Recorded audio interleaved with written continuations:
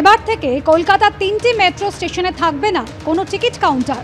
1 August থেকে কলকাতার 3টি মেট্রো স্টেশনকে টিকিট কাউন্টার বিহীন করার কথা ঘোষণা করেছে মেট্রো রেল কর্তৃপক্ষ। তারাতলা, শখের বাজার এবং কবি Sukanta metro station ticket counter বিহীন করার কথা ঘোষণা করা হয়েছে। মেট্রো সূত্রে খবর, এই 3টি মেট্রো স্টেশনে দৈনিক যাত্রী সংখ্যা সীমিত, তাই টিকিট কাউন্টার বন্ধ করার সিদ্ধান্ত। একে পাইলট প্রজেক্ট হিসেবেও চালু করতে চায় মেট্রো কর্তৃপক্ষ। আমাদের কলকাতা তো স্মার্ট নগরী। আমরা ফরেনের সঙ্গে সবসময় নিজেদের তুলনা করি। কলকাতা মেট্রো সব দিক দিয়ে পায়োনিয়ার। তো আমরা এই একটা সিদ্ধান্ত নিলাম, বিদেশে বিভিন্ন জায়গায় এটাই আছে, কাউন্টার থাকে না। আর সেই জন্যে আমরা এটা ট্রাই নিলাম যে যেখানে আমাদের একটু টিকিট সেলটা কম আছে, প্যাসেঞ্জারের ইয়েটা ফ্লো ওটা কম আছে, সেখানে এসসিআরএম মেশিনের মাধ্যমে যাতে মানুষ টিকিটটা কাটতে পারে। এটা সাহসটা কলকাতার মানুষই আমাদেরকে দিয়েছেন। কীভাবে না, আমরা যখন রাতে 10টা 40-এর ট্রেনটা চালাচ্ছি, সেখানে দেখবেন আমাদের কোনো কাউন্টারই কোনো স্টেশনেই খোলা থাকে না। সেখানে কিন্তু রোজ ভালো সংখ্যক যাত্রী হচ্ছে।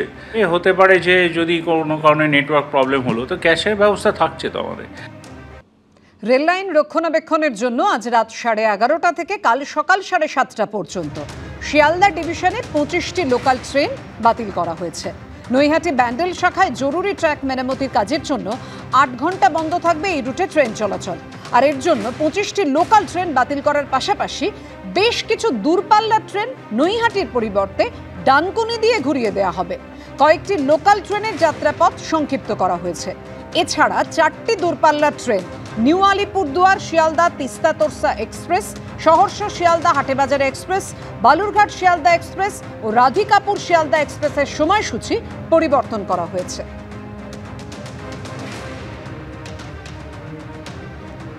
নিষেধাজ্ঞা উঠে গিয়েছিল, কিন্তু তা সত্ত্বেও টেকনিশিয়ানরা বেঁকে বসায় শুটিংই শুরু করা গেল না। ফলে ফ্লোরে এসেও ফিরে যেতে হলো প্রসেনজিৎ চট্টোপাধ্যায় এবং অনির্বাণ ভট্টাচার্যদের।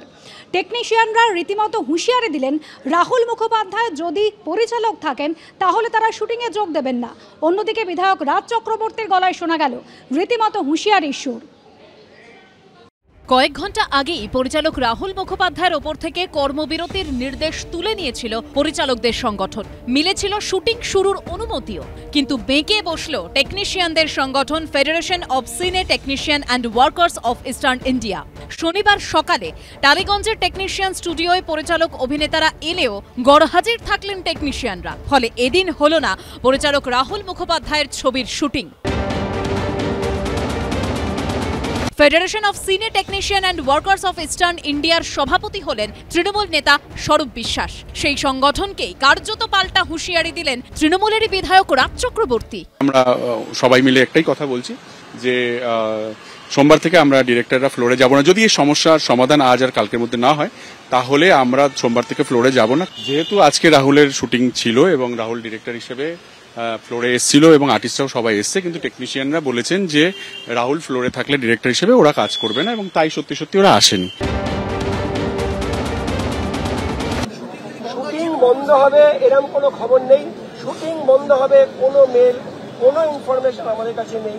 আমরা যেমন আজকে স্বাভাবিক শুটিং করেছি, আবার কালকে করব, আবার পরশু করব, আমরা শুটিং করতে থাকি।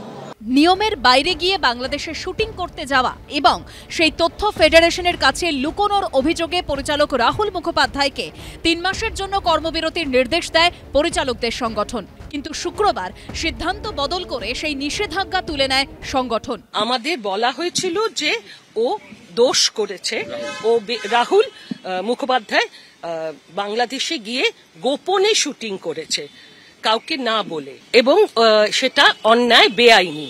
পরবর্তীতে আমরা প্রেশারাইজড হই এবং এটা তখনও ওরা বলে যে ওর সঙ্গে কোঅপারেট করবে না।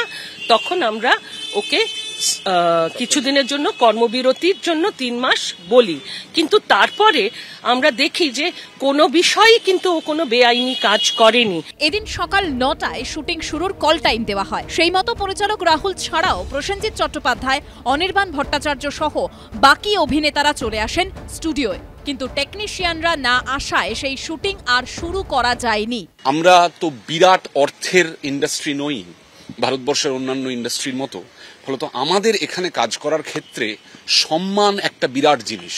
মূলত আমরা কাজের শেষে, আমরা শুটিং এর শেষে মূলত ওইটা নিয়েই বাড়ি ফিরে যাই। শুটিং বন্ধের খবর পেয়ে স্টুডিওয় আসতে শুরু করেন একের পর এক পরিচালক। অবস্থানে অনড় থেকে ফেডারেশন জানিয়ে দেয় রাহুল মুখোপাধ্যায় পরিচালক থাকলে তাঁরা কাজ করবেন না। আমরা আজকেও আমাদের লোকজন কাজে এসেছিল, প্রযোজকের তরফ থেকে তাহলে জানিয়ে দেওয়া হয়েছিল ফেডারেশনকে যে আমাদের এই ছবির পরিচালক হচ্ছেন সৌমিক হালদার। আমরা এসে কিন্তু সৌমিক হালদারকে পরিচালক হিসেবে দেখতে পাইনি, তাই আমাদের কলাকুশলীরা কিন্তু আজকে সেখান থেকে কাজ থেকে চলে গেছে। একটাই জিনিস অনুরোধ করব, আমি অনেক কষ্ট করে একটা সিনেমা বানাতে চেয়েছি, আমি সেই সিনেমাটা শান্তি করে বানাতে চাই। আর আমার কোনো কিছু বলার নেই, বাদ বাকি আমার সিনিয়ররা আছে, আমার ভাইয়েরা আছে, সবাই আছে, তারা যা বলবে সেটাই আমার ডিসিশন। দিনভর টানাপোড়েন চললেও পরিচালক রাহুল মুখোপাধ্যায় শুটিং জটের কোনো সমাধান মিলল না। অতসী মুখোপাধ্যায় ও পুরুষোত্তম পণ্ডিতের রিপোর্ট, এবিপি আনন্দ।